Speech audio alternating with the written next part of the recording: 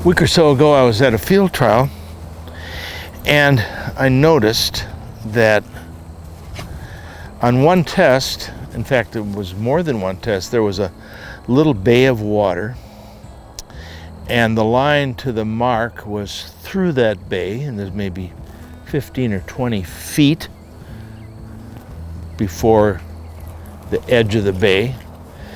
And quite a few of the dogs, when they were sent, they were looking perfect. They were looking straight out, and they were sent and all the way around. They didn't go in the water. They didn't go through the water. So I thought, well, what kind of a drill can I design that'll teach a dog he can't make that mistake? So I came up with this thing, and we could decide whether it's what to call it, but I called it in my mind the Sliver Drill, because you're teaching a dog to take a sliver of water. So in order to do that, you just don't do a sliver. You do a fat, a sliver, a land, and a fat land. At least 3 and maybe 4 variations, only one of which is the sliver. So that's the Sliver Drill, and I've got it set up, and so this is what it looks like. So I've got this drill, come here, design. I'm going to call it the Sliver Drill, because you're teaching a dog to take a sliver of water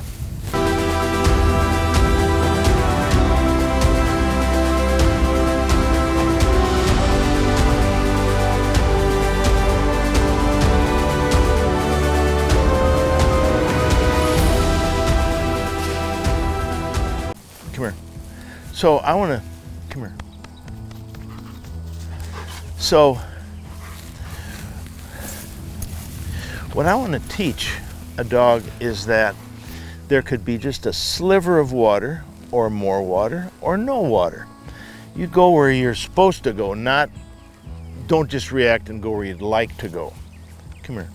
So if this was set up, let's say I've got 2 little piles of bumpers there. One is a sliver of water, one is more water, and I'm going to throw a bumper on land. So it's 3 things. There's no water, there's a sliver of water, there's a lot of water. What I want to do is practice this so that in competition, I don't have to worry about it. Ready, set, go, and they go straight. The reason they're going to do that is because we've practiced it many, many, many times. I don't want to be in a competitive situation and think back, hey, did I ever practice this? I wonder what he's going to do. Oops, he's not going in the water. So I think this is probably one of the most important messages that I'm going to send. You take any kind of a test that you think has got something to it, and you dissect it, and you take the hard part and you practice it so that you can walk up to that test or a similar test and say, I know my dog can do this. Now, I knew he could do it, and he did do it. Some of the other dogs, they didn't do it, and it cost them. Their marks weren't as good because they're going around the water instead of through the water. The rule book says avoiding water is not good. It's avoiding a hazard, and you don't want to do that. So, first thing I'm going to do is throw a bumper over here. Back. Good. Now I'm going to do the fat pile. Sit. So I'm trying to say, you go where you're supposed to go, even though there's just a very sliver of water. So this is the fat pile. Come up. Sit. Back.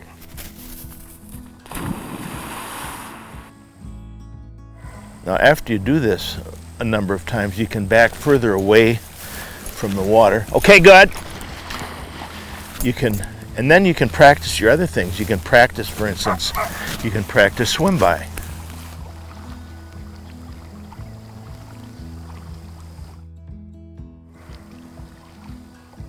Okay. Remember, swim by is a cast, a silent cast in the water. It is not a whistle in a cast. That's simply called handling on the water. Swim by, there's no, all it is a motion of your hand. Like that, like that, like that. Okay, good. That's swim by. And you should be able to do it because that allows you to teach these things a little easier. So now I'm going to go for the sliver. Sit. Sit. Heel.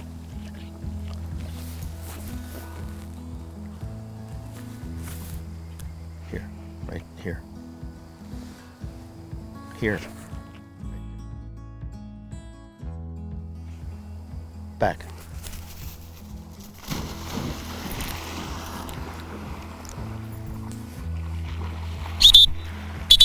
Okay, good. All right, all right. So let's call this the sliver drill. You're taking a sliver of water, you're taking fat water, you're taking land. You go where you're supposed to go and you do it a number of times, not just 1 or 2 times. Here, how about 30 or 40 times? I'm gonna do the sliver again. Sit.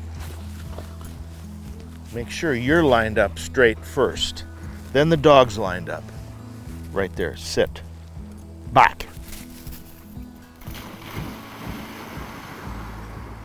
Okay.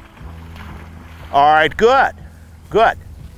Now if you have a 2-sided dog, practice from both sides so that you are confident you've approached it from every angle to make sure you're competent at this. Heel. Sit. Okay, now get the fat pile. Sit. Back.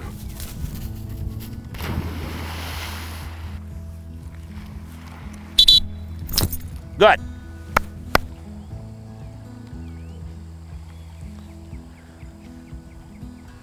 Good boy.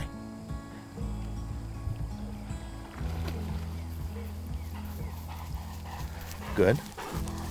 Heel. Sit. Out. Sit. Okay, here's a land bird, which means just because you see water doesn't mean you have to go in it. Back. Good. Try this one from the right side. Heel.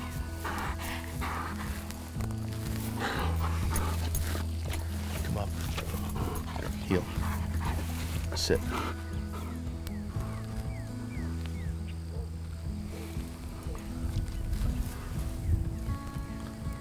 Back. No. Okay, that's a mistake. Either he made it or I made it, but he was going the wrong direction. Sit. Back. When you make a mistake, you move up and get it right. You don't keep whacking at it until it finally gets right. That's called attrition. We don't want to do attrition. We want to do, hey, not this way, this way. That's wrong, this is right. That's what you did, this is what I want. And that, if you're consistent with that, it'll be much more productive in the end than to keep going at it until they finally get it right. Because how do they know? How do they know that they finally did it right? Oh, because you let them go. It's too confusing. What they understand is, no, not that, this. Here. I don't want to sound so emphatic, but I feel pretty strong about that. Sit. Sit. Back.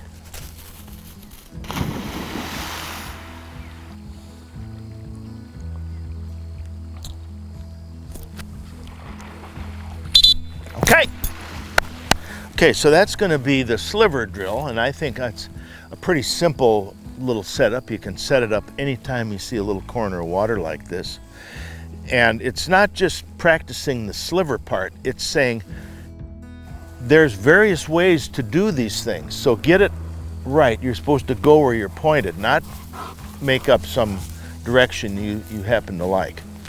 So please leave some comments and tell me whether you think this drill is something that would help you in any way.